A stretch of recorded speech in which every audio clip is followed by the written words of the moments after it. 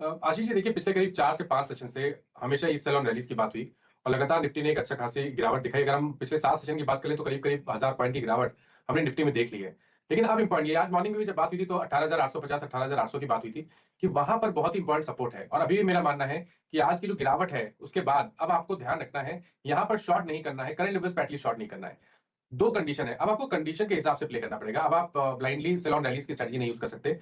अब सबसे इंपॉर्टेंट ये कि 18850 और 18000 इस 18800 इस रेंज को अगर निफ्टी ब्रीच करता है, 18800 के नीचे जाता है, तब आप एक फ्रेश शॉट ले सकते हैं। क्योंकि जो टारगेट है, जो हेड एंड शोल्डर पैटर्न की मैंने लगातार बात की है, उसके टारगेट 18400 के आते हैं।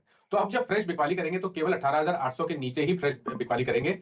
उससे पहले आपको बिकवाली नहीं करनी है। अगर 18800 के नीचे निफ्टी जाएगा तो आप बिकवाली करिए, 18900 के स्टॉप लॉस लगाइए और कम से कम 18600 के टारगेट उस कंडीशन में आप सेट कर सकते हैं।